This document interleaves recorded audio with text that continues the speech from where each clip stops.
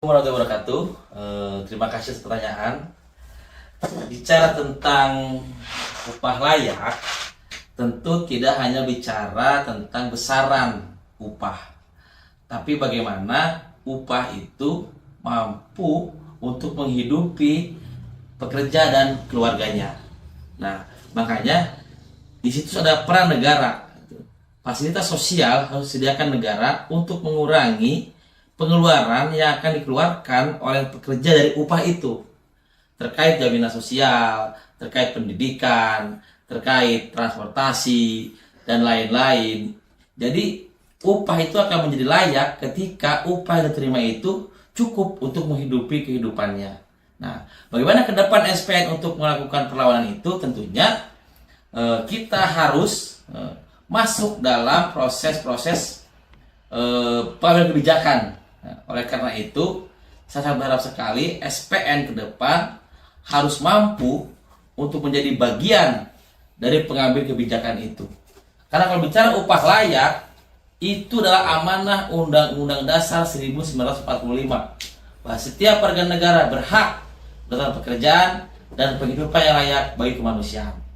Jadi ke depan SPN harus terus menyuarakan perlawanan agar negara hadir dalam hubungan industrial tidak hanya sebagai penengah, tapi dia harus memastikan bahwa warga negara pekerja berhak dan mendapatkan upah yang cukup untuk menghidupi keluarganya dan dijamin terkait pendidikan dan jaminan sosial lainnya, supaya upahnya itu tidak ada pengeluaran di luar dari kebutuhan hidup mereka.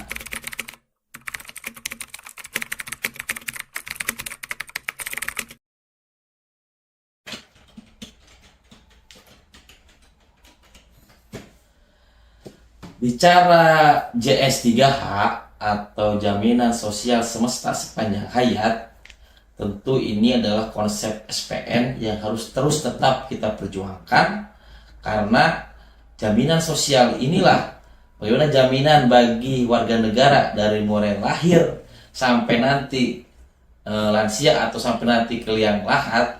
Inilah peran negara yang saya sampaikan tadi di awal. Jadi bagaimana negara hadir untuk bagaimana resiko-resiko sosial masyarakat ini adalah jaminan dari negara gitu. Dan upah pekerja itu tentu pengeluaran terkait risiko sosial itu menjadi beban negara dan upah menjadi layak. Nah, tapi kawan-kawan harus paham bahwa kebijakan jaminan sosial semesta sepanjang hayat itu ujungnya adalah kebijakan politik. Tentunya ke depan SPN harus mampu mengambil kebijakan itu. Kita harus menjadi tampil sebagai pengambil kebijakan itu sendiri. Kader-kader kita SPN harus mampu untuk menjadi bagian dari pengambil kebijakan. Dan bagaimana caranya? Saya akan sampaikan di pertanyaan-pertanyaan berikutnya.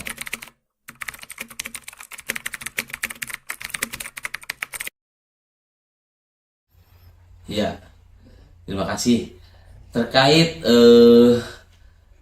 ketaatan pembayaran iuran yang sekarang masih 60%, kalau saya melihatnya, masalahnya adalah bagaimana kawan-kawan DPC itu yang tingkat federasi paling bawah, DPC ini, untuk wilayah-wilayah yang memang keanggotaannya belum banyak, itu kebanyakan masih tidak mau untuk melakukan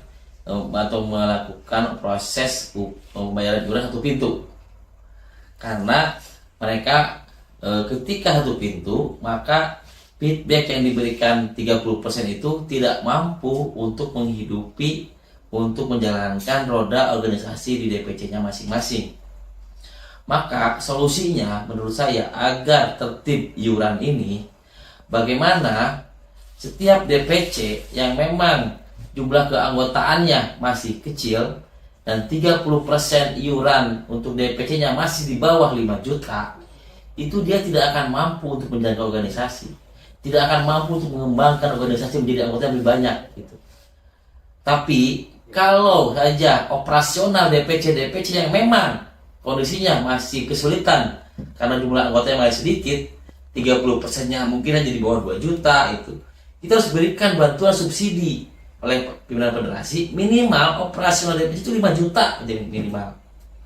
Jadi iuran semua pihaknya itu dikirimkan langsung ke satu pintu gitu.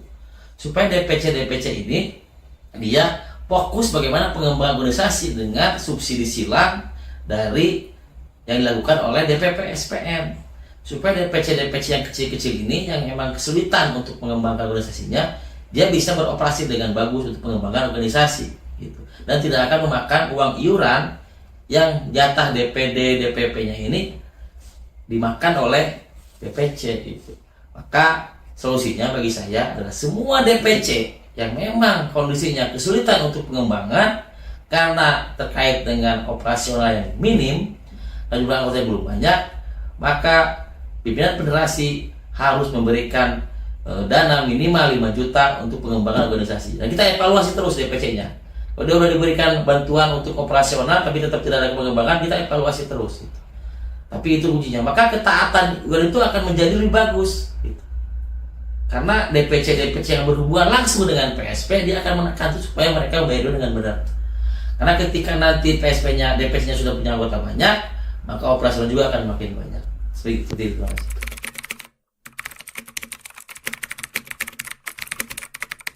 Ya, terkait pengorganisasian, saya pikir SPN harus sudah mulai melakukan rebranding lah ya. Ketika bicara SPN selama ini kita bicara tentang garmen tekstil. Padahal sekarang ini sudah banyak sekali sektor-sektor lain selain garmen tekstil yang menjadi anggota SPN. Di otomotif, elektronik, di Bandung itu seperti perhotelan, pariwisata, itu sudah banyak sekali. Maka di struktur kepengurusan DPP ke depan itu setiap orang harus memegang menjadi koordinator di sektor-sektornya masing-masing. Kita bagi-bagi menjadi koordinator-koordinator agar mereka mengembangkan sektor-sektor yang memang menjadi tanggung jawabnya.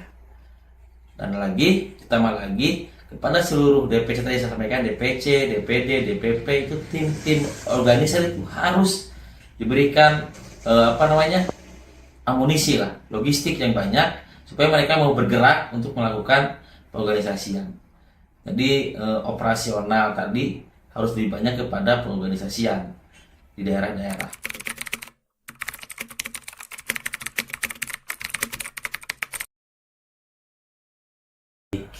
Sebenarnya di ADART kita tidak ada bicara tentang kode etik, tapi ketika ada pengurus yang pengurus yang melanggar ADART tentu ada tahapan sanksi ya yang diatur di ADART dari mulai teguran sampai dengan pemecatan.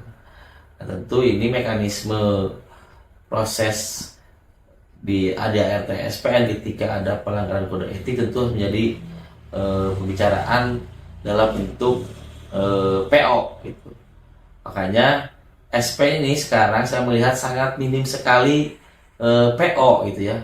Padahal untuk gerak ke organisasi lebih efektif, lebih efisien, tidak hanya bicara ADART sebenarnya, tapi turun ADART, PO ini harus diperbanyak gitu, supaya kejelasan dan mengikuti proses berjalan ini harus banyak sekali PO. Makanya bicara pelanggaran kode etik kita harus buat aja PO gitu.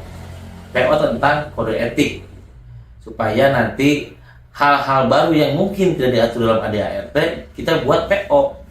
SPN selama ini sangat minim sekali PO. Coba hitung di SPN ada berapa PO yang dikeluarkan? Sangat minim sekali.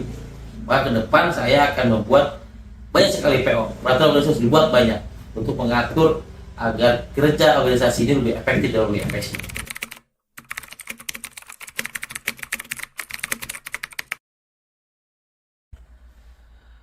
Kondisi ketenagakerjaan di negara kita sekarang ini, saya melihat bahwa rejim yang berkuasa sejak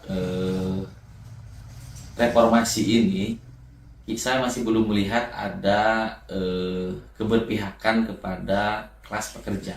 Contoh aja dalam hal pengupahan tadi. Dulu masih ada bicara survei kebutuhan hidup layak. Lalu sekarang sudah menurun lagi. Tahun 2015 itu ada PP 78. Bagaimana upah disentralistik oleh pusat dengan inflasi dari pertumbuhan ekonomi. Lalu turun lagi dengan PP 36 yang memilih salah satu apakah PE atau ilustrasi. Lalu mundur lagi sekarang PP51 lebih parah lagi gitu kan. Ada indeks tertentu yang mengurangi pertumbuhan ekonomi ketika upah hanya naiknya itu di bawah inflasi. Nah, kondisi ini tentu tidak bisa kita terus-terusan biarkan. Mau bagaimanapun juga, semua regulasi, peraturan perundang-undangan adalah produk politik. Maka SPN saya pikir sudah waktunya kita untuk masuk dalam proses-proses pembuatan kebijakan melalui partai politik. Sekarang alhamdulillah sudah banyak sekali kader-kader SPN yang ikut kontestasi dalam pileg ya, pileg tahun 2024. Kita perjuangkan dan kita dukung siapapun kader SPN yang akan mencalonkan diri menjadi calon legislatif. Kita harus dukung sepenuhnya supaya nanti kader-kader SPN ini menjadi bagian dari pengambil kebijakan itu. Apalagi kalau bisa masuk ke DPR RI, gitu kan. Saya sangat berharap sekali kader-kader SPN ke depan bisa merubah negara ini, bisa merubah kondisi kita kerja ini melalui partai politik manapun. Tapi saya harap sekali kawan-kawan, kita harus dukung kader-kader SPN untuk masuk di parlemen.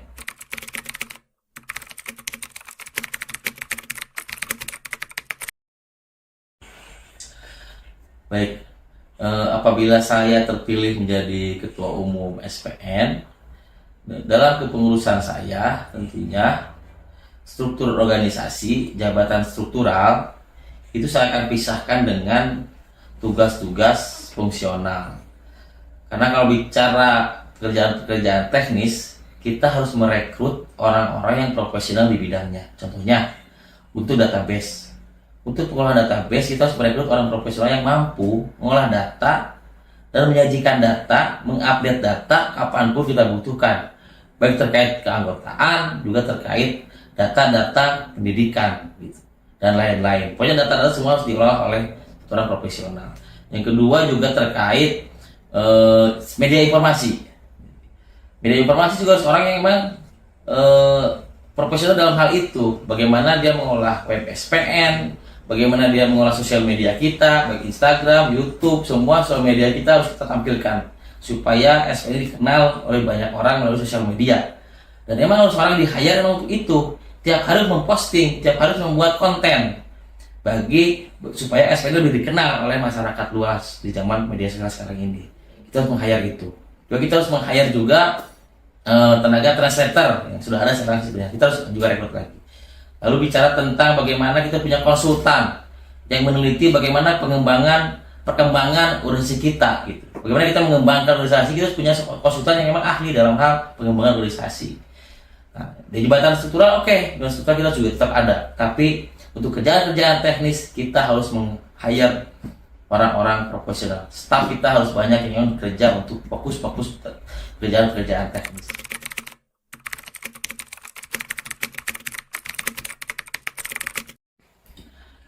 Visi misi saya sebagai bakal calon ketua umum adalah bagaimana SPN itu mengakar, menyebar, dan familiar. Bagaimana misinya? Tentunya agar mengakar sampai dengan anggota, maka jangan sampai ada gitu ya celah atau sekat atau jarak antara anggota dengan pengurus tingkat PSP. Bagaimana caranya? Maka setiap PSP itu yang terpilih menjadi pengurus PSP itu wajib mengikuti 5 paket pendidikan. Yang pertama pendidikan pendidikan manajemen organisasi, pendidikan ke SPN-an, pendidikan negosiasi, dan tentunya pendidikan dasar organisasi. Dan juga harus bentuk trainer-trainer. Di tingkat PSP sudah trainer-trainer pendidikan dasar bagi seluruh anggota. Seluruh anggota SPN itu wajib mengikuti pendidikan dasar SPN supaya mereka mengetahui apa itu SPN.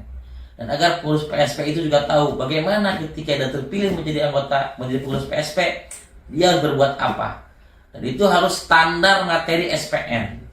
Modulnya harus standar SPN dan bersertifikasi. Jadi tidak bisa ketua PSP itu menjadi ketua PSP kalau dia belum mendapatkan sertifikasi pendidikan dasar SPN. Itu akan agar kita mengakar dengan ke bawah. Lalu bagaimana bicara menyebar? Kita harus, saya bilang tadi, kita harus rebranding. Jadi SPN itu jangan bicara lagi kita ini garmen tekstil. Kita harus mulai berani untuk seluruh sektor itu kita punya koordinator. Sebelum nanti ke depannya kita juga bikin sektor-sektor masing-masing. Tapi sementara ini struktur pengurus DPP SPN harus menjadi koordinator sektornya masing-masing, kita bagi-bagi gitu. Jadi sektor otomotif dia harus fokus di sektor otomotif, dia mencari anggota sektor otomotif. Sektor garmen kecil masih ada, sektor elektronik, sektor perhotelan, pariwisata dan lain-lain. Nah, yang ketiga, saya akan membuat banyak sekali PO. Karena banyak sekali aturan-aturan yang sudah ada di ART, akhirnya membuat perdebatan panjang. Maka solusinya adalah dibuatlah PO sebanyak-banyaknya. Jadi PO itu harus mengatur apa yang tidak diatur dalam ADART supaya tidak jadi perdebatan. Gitu. Maka PO ini harus dibuat banyak sekali PO. Dan tadi saya bilang tadi, struktur organisasi itu harus ada banyak staf profesional. Dan terpenting adalah bagaimana kita mengembangkan dan menguatkan sayap-sayap organisasi, baik komite perempuan, komite pekerja muda, TKBH, web SPN, SPN News, dan yang penting Laskar Nasional. Laskar Nasional itu harus banyak. Kita harus banyakin pelatsar-pelatsar di seluruh daerah, di tingkat nasional, tingkat provinsi, harus banyak. Dan kita kelemahan kita tidak punya mobil komando. Kita harus membuat atau mobil komando itu kita buat sendiri, khusus mobil komando SPN yang bisa dipakai untuk di daerah juga dan tingkat nasional. Itu sangat penting sekali menurut saya dalam gerakan kita ke depan. Yang terpenting tentunya dari semuanya itu adalah bagaimana SPN ini bisa diterima oleh seluruh kalangan pekerja buruh dari semua sektor. Saya pikir itu visi dan misi saya agar SPN lebih mengakar sampai dengan basis, dengan anggota, lebih menyebar lagi, dan tentunya familiar diterima oleh seluruh pihak.